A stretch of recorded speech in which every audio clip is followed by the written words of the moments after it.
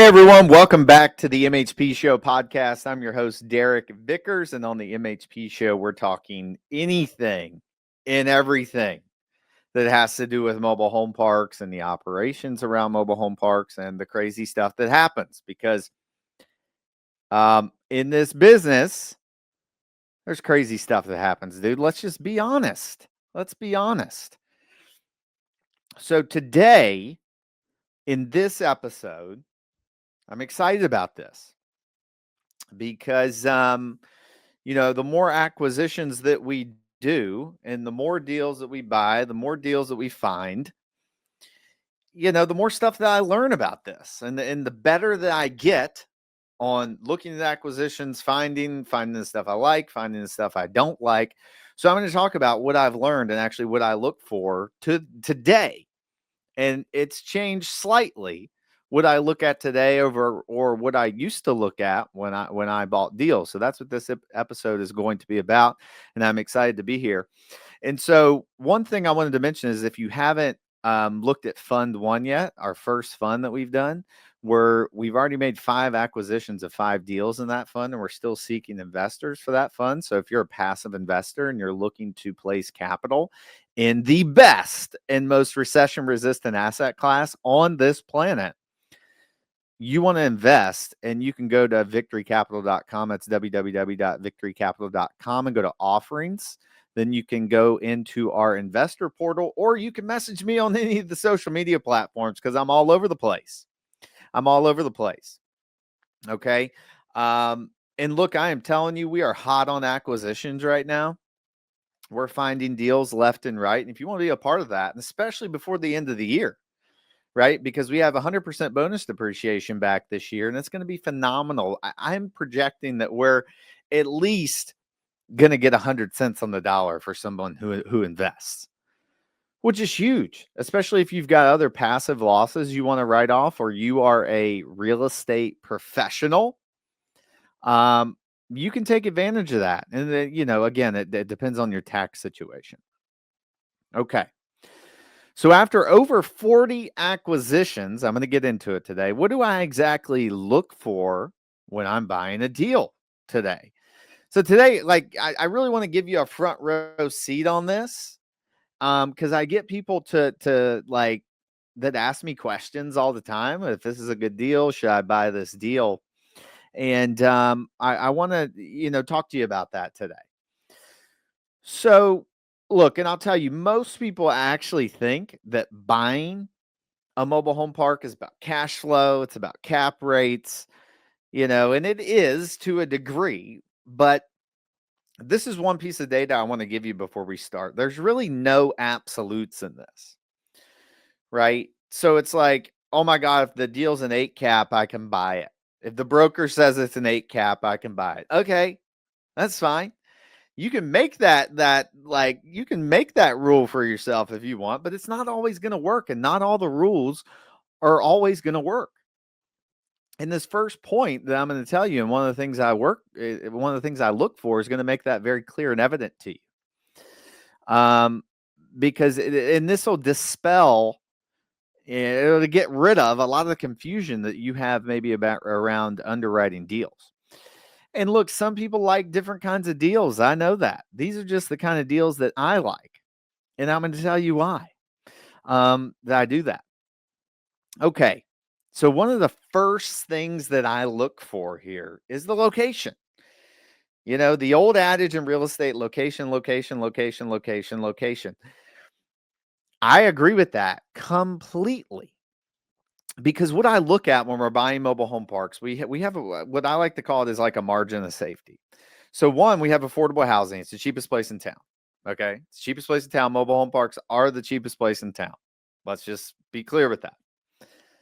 But so that gives us, what I'm saying is that gives us a little bit of margin of safety here. So if we screw up or the deal doesn't go as planned, that's going to give us that margin of safety that, like, hey, this deal can still go well, because there's still a very small amount of affordable housing in the United States, and our asset class is needed more than anything. So the other margin of safety that I love that mobile home parks can give you if you follow this rule is picking the right location. Now, how do I pick the right location? How do I do that? You probably heard me talk about some of this before. So I like an MSA and being in the MSA with over 1 million people in it. Okay. That's just what I like, right? Because it makes the business plan go faster and it gives you that additional margin of safety that if something goes bad, the location can save you because rents are always going to increase in those areas. And there's always going to be demand for this asset in that area. Now, if you're buying in the middle of nowhere, and I know some people do this, you're going to have less of that margin of safety to keep you from screwing up, right? Business plans are slower. It's harder to find contractors. Your rent increases are lower every year. So I got to tell you, that location point is a big sticking point for me. And the other thing on the location, right, is you have to know that location well. You have to know that market so well that when you look at a deal, you can see it in like 2 seconds if it's a good deal. The deal we closed on 2 weeks ago, I got the deal sent to me and I happened to be driving in that area, so I was able to go buy it. I literally went into the deal and barely did some numbers on the back of my not on the back of the napkin, but on the cell phone. My wife's like, "You're on your damn calculator more than anybody I know." But actually, this deal, I didn't even really use the calculator. I just knew. I was like, man, I went into this deal. It looked good. It was clean. It was in a phenomenal area. And the price per pad, excuse me, was great. And so I was like, yeah, I want this deal. And we closed on that deal at asking price, no retrades. And so in order to get that kind of knowingness, your ability to know something is you have to know that market so well. You have to know what a good price per pad is in that market. You have to know what great lot rents are in that market. You have to know what low lot rents are in that market. And to do that, you have to you got to just poke around a little bit. You got to call sellers, you got to figure out what people are charging, you have to do some test ads, right? Um you just have to know that market so well. And this will actually get you out of the confusion of knowing whether a deal is good or not. Because if you're spraying and praying all around the US, then it's just going to be harder. And that's why I get questions all the time from people who are like, hey, is this a good deal? Is this a good deal? Is this a good deal? I don't know if this is a good deal or not. Well, it's because you don't know the market well enough. You don't know the market well enough. And if you did and you knew what you could actually do in that market, it would be so much easier for you. Okay, so I'm telling you that. Population growth is something I look for. So not only do I look for a larger MSA, I look for population growth. Is this a place where people want to move? And now this has changed. COVID's changed things, like population migration to places I like Florida has slowed down, but it's still there. It's not a negative population growth. And maybe that'll change in the future. But for now, maybe people will move back to Detroit. I don't know. I'm not moving to Detroit, but maybe some people will. But population migration is a massive thing. And also a lack of affordable housing. And the reason why I like these big areas too is because once there's going to be a massive lack of affordable housing, the mobile home parks, again, are the cheapest place in town. So you are always going to have demand for that asset. You're always going to have demand to live in the cheapest place in town. Okay. The other thing I look for in that location after that is if it's landlord friendly or not. Now, people will say that Florida has its little weird thing with prospectuses, which makes it's still landlord friendly in Florida, guys. Let's be honest. But you don't want to go into a state where you can't evict anybody. If someone's not paying rent, you want to be able to get them out, right? You got to be able to run your business, right? So look for those things. Now, another thing I wanted to touch on before we moved on to the next thing here on this location thing. I got to tell you, like in these locations, you are probably in better locations. You're going to pay more for the deal. There's going to be more competition for the deal. It's going to be harder to get the deal done for those various reasons. But I'm telling you, you will thank yourself in the end for doing so. And so that's another thing I wanted to touch on there. So a good example of this would be your areas like Houston, Atlanta, Dallas, Fort Worth, MSA, Arizona, Phoenix, Tucson, my markets in Florida I love, Charlotte. These are great markets, man. And it's going to be, look, there's a lot of competition in these markets, but that's what I want, because when I go to sell, there are going to be more people that want to come in and buy this deal. I know that. I know it. I know it for a fact. If you buy a portfolio, you have a portfolio in the middle of nowhere, yeah, it might still be valuable and people would want it. But if I say, hey, I got a portfolio in Houston, Texas, or Dallas, Fort Worth metro, I'm going to have a lot more buyers for that. So you have to think about your exit plan too when you're picking the locations. I cannot stress on this enough. Okay. You need to buy in a great location. I don't care if you can find something in the middle of nowhere that's a 12 cap and rents are $175. You got a 100 lot park. Your lot rents $250. And I have a park that's like 30 units and rents $1,000, man. It makes the same amount of money. Okay, so I think we're clear on that like I like great locations. So I actually, one of my mentors, he was in private equity, and he was big on this, buying stuff in these urban areas in great locations. I'm telling you, you cannot go wrong with this. Look where all the big guys are buying. Look where all the big guys are buying. Okay, number 2, the second thing I look for is the utilities and the infrastructure. So this is one that people like, and I've gone back and forth on this, but you want to look at the infrastructure, right? Obviously, city water and city sewer is the best. Doesn't come without problems. There's still problems with city water and city sewer, right? But it is the best, and I would rather have that, because on the exit, again, someone would rather buy a city water and city sewer park versus a private utility park. But I've gotten pretty smart on private utilities because I own a ton of wells and septics and a few wastewater treatment plants. And if you get smart on these things, you can actually go out and buy deals that most people wouldn't buy because they won't look at the private utilities, right? So wastewater treatment plants, for example, are they ideal? No, they're not ideal. Like, I would rather not have one than have one. But I've gotten smart, and I've ran into enough problems with these things that I know the things to look for when I'm looking at a wastewater treatment plant deal. Now, you may have to go through a little experience to do that, and some pain and suffering. But now I can look at a deal. I get sent to deal with a wastewater treatment plant, and I don't necessarily like it. But if I go do the due diligence, right, and find out what I know is good, right, and I find out the specific indicators of whether, hey, this plant about to blow up or is it fine? If I can get smart on that, I can go buy a deal that someone else may not actually buy, because I actually have the knowledge and the knowingness to basically make that deal work and get the acquisitions done with certainty, because I know that. And we probably have, let's see, the deal we closed 2 weeks ago at a wastewater plant. We're about to close another one with a wastewater plant. I think we have 6 treatment plants through all of the deals. And the only like one of them's really been a headache. And then we fix the problem, and then it's fine. Right. But there's certain things you need to look for. And if you have questions about that, just let me know. I'm not going to dig into the nitty gritty of treatment plants on here. But well and septic. Now, I will say this. We have a park with an aerobic septic system. I don't know if you know what that is, but I'm not an expert on it. But it's essentially like one septic system in one area of the park. It's not like your standard, hey, you have one tank for 2 homes. There's like a few tanks, and the sewage comes down there, and there's a massive drain field for the entire park.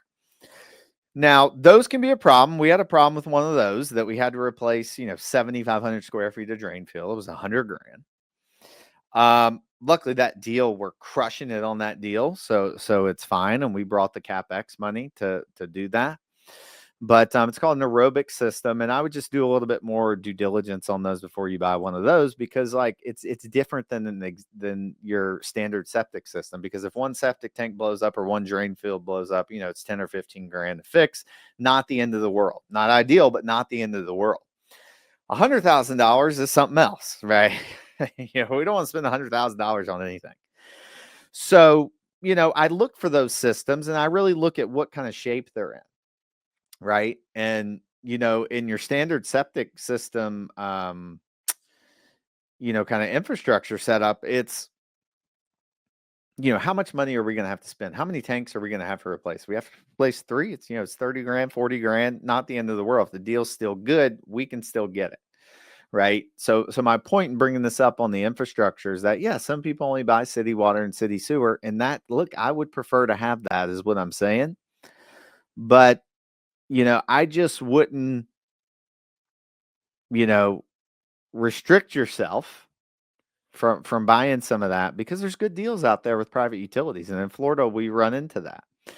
Now that we're buying in Arizona, we're running into deals with Master Meter Electric. I haven't bought one with Master Meter Electric yet, but we've been doing some research on it and trying to get smart on it. I don't really like it that much, but I haven't operated one yet. So maybe after I buy one of these and operate it, maybe I'll have a different outlook on that. So private utilities, I'm not scared of them, especially because, again, I've gotten smart on them, and I can make a risk adjusted decision on if I want to move forward with that or not. All right. So the next thing I want to talk about here is kind of rent spreads, and the market position of these deals. So like, what are the current rents of the park, right? What are the current rents, and what are the market rents? Because again, if you know the market, you're going to have a good idea of this when you go into this acquisition that you're looking at. And this is what I look for, right? I look for under market rents or extremely high park owned home rent, right? With a massive delta between what they're charging in park owned home rent to what they're charging in lot rent, right? So if they have a massive park owned home rent, I know that I can do some conversions there pretty successfully, because people are already paying a higher rent.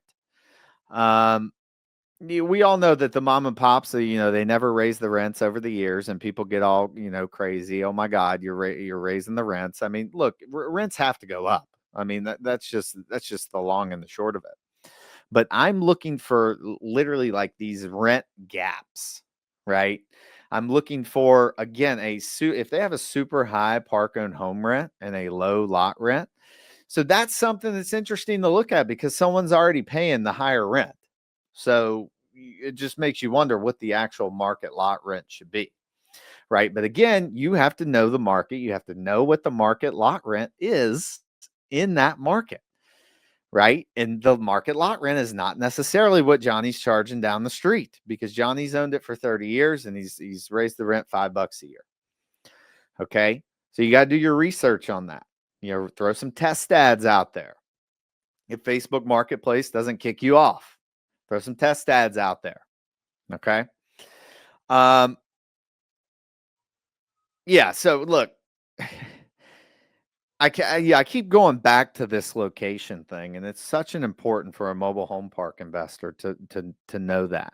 And I think for any other real estate investor too, because what I like to do in my business model here is I'm like, looking for these rent gaps, right? But I like to find an area that I really like, and then I go bonkers in that area. We made 2 acquisitions in Tucson. Now we've got 6 other deals under contract in Tucson. So I'm going to blow that market up now, right? So I've got Florida, still buying stuff in Florida, but now I'm going to blow up Arizona. And then I may look at Texas and I've already found some markets that I love in Texas. So I'm going there, and then I'm going to blow up those markets too. Okay. And buy a bunch of stuff in those markets. Now, the home ownership mix. So this is what I really like. I look for park-owned homes, because I like park-owned homes. I want to convert park-owned homes. I want to convert them to tenant-owned. I'm not keeping them tenant-owned. Okay, you guys know that. I mean, not many people do that. Some people do. Well, the prior seller did that because he thought he was making more money, but then when you look at their financials, if they have any, you're going to see a massive R&M, repair and maintenance line item. Now, I guess I could see that to a degree, but like you're fixing stuff all the time. I don't like that. So I like park-owned homes. So I don't like buying parks with all tenant-owned homes. I just don't, because a lot of times you're buying them at lower cap rates, and there's just no value add upside, really, right? Yes, you can go in and raise rents, but that's kind of the only lever you have to pull. And if you go in and raise the rents too much, it just causes problems. It just causes problems. So I used to not even care, like in any park owned home, whether it was vacant, it was a dog, I don't care. But now I look for a little bit nicer. I like to see the nicer park owned homes because it's much easier to convert, because the market has changed a little bit. It's harder to get someone to come in and buy a handyman special. It just is. We've seen that. We've sold some, but it's just taken us longer to do that than it did in the COVID era, because people there was tons of liquidity in the market. There was tons of money floating around, so people could come in and buy up and fix up the home. And we love those guys. We want to look, if you're a mobile home flipper, or somebody that comes in and rehabs and sells homes, and you want to buy homes in Florida, just message me. We have some, and would love to bring you in some of our opportunities. But again, now I'm actually looking for park-owned homes, but I'm looking for nicer park-owned homes. That deal in Florida we closed 2 weeks ago, they had exceptional park-owned homes. The sellers took great care of them. They were rehabbed on the inside. They looked fantastic. So I know it's going to be an easier conversion process, because people are, more apt to buy a home that they can actually move into, and they don't have to put, 10 grand in it to make it livable. Okay. So look, I'll buy parks with tenant-owned homes, but it's not my favorite thing to do. Now, we have looked at some deals, some bigger deals that are all tenant-owned homes, and it's just kind of a slower upside. And I'm open in my mind to that business model, but at this point in time, I still like the park-owned homes. It's more work up front. It's more of a pain up front. You got to make sure you have a dealer's license. You got to make sure you sell them. You got to make sure the titles are good. So there's a lot of stuff that goes into that. And that's another thing on the titles. Man, we bought some parks where the titles are a disaster, and it can cost a lot of money, a lot of time, and a lot of headache for them to get. So you definitely want to make sure if they have the titles or not, because I'm asking for a discount if you don't have the titles, because I've gone through that enough to know what it takes to actually get those titles, and it's a pain. Okay.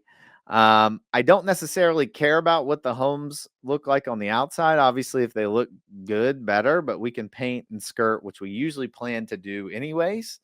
And, if the price is right, that's fine. But again, of course, we'd all love, brand new homes in there, right? But that's just not the case when you're buying value add deals. Okay. Now a deal that on this homes thing, I wanted to elaborate on this a little bit. We bought some parks that were like 75% vacant, 50% vacant. We bought a park in Tampa that was like 40 units. There was like 2 people living there. The rest was vacant park-owned homes. So I would just be wary of doing that right now.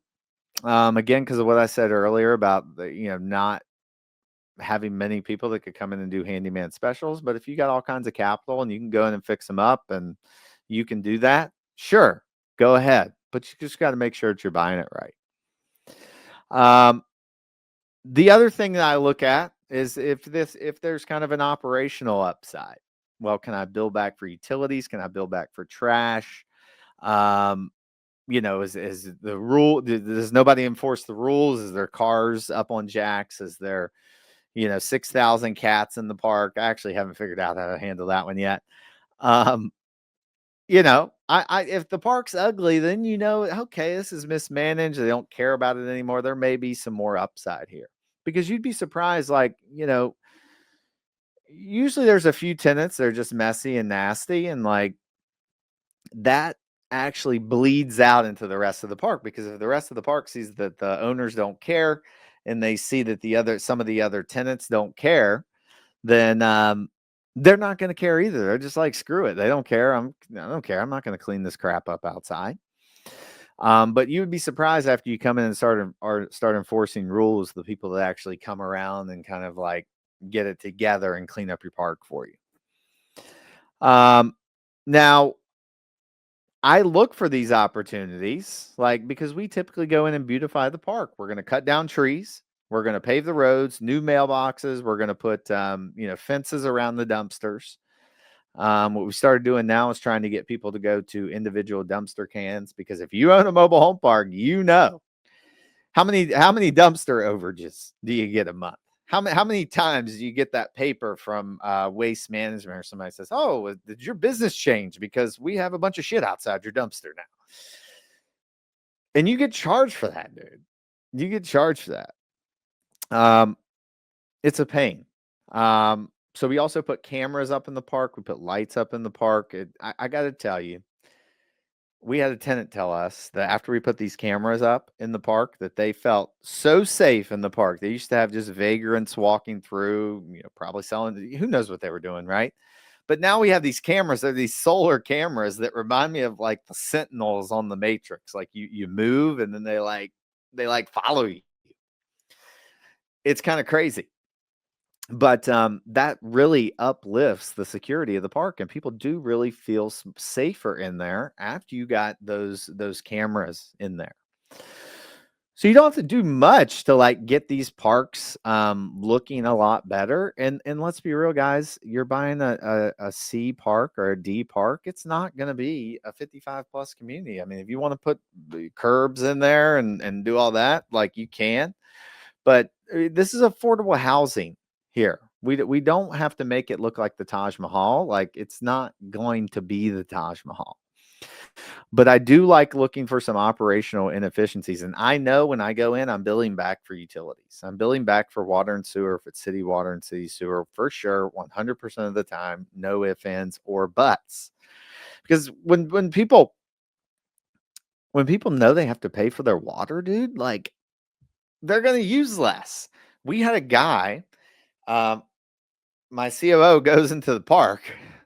This dude just has the hose running. There's like water sitting under his house. The hose is just running. He's like, "What the heck, dude?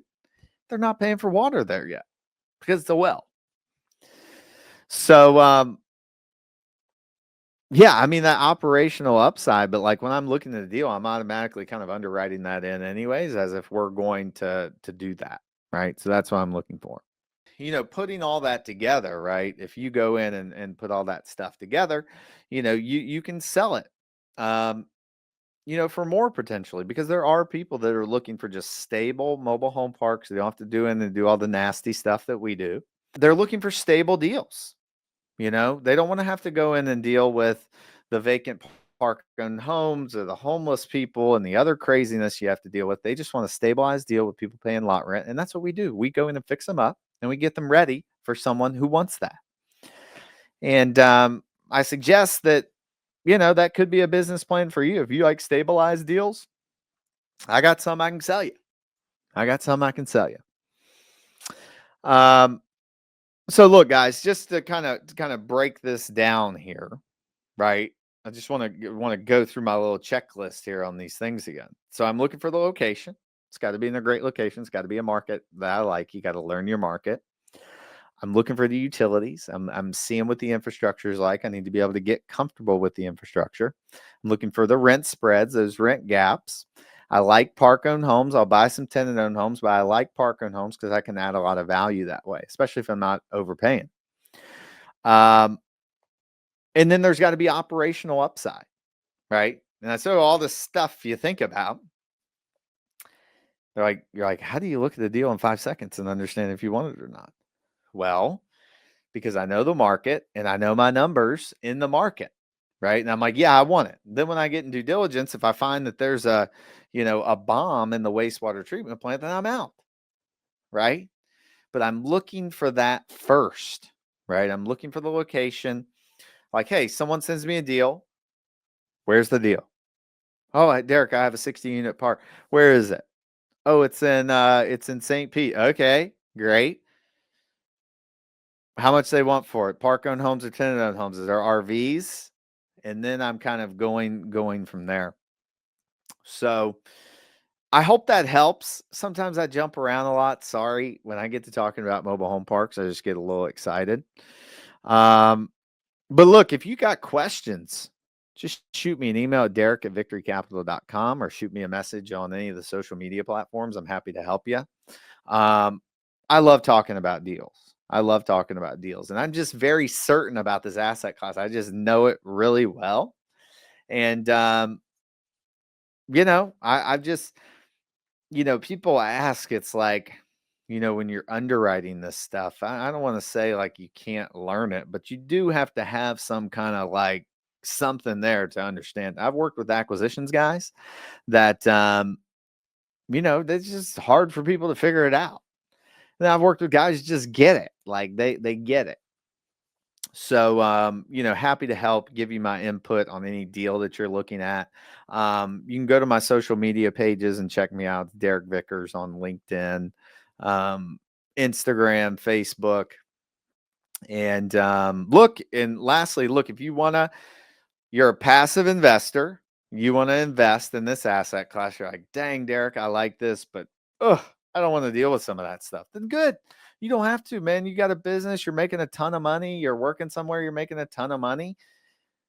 Dude, this is perfect for you to come in and invest alongside of us. Invest alongside someone that's dealt with tough issues, someone that's dealt with problems, that's made mistakes, made tons of mistakes, and has figured it out along the way.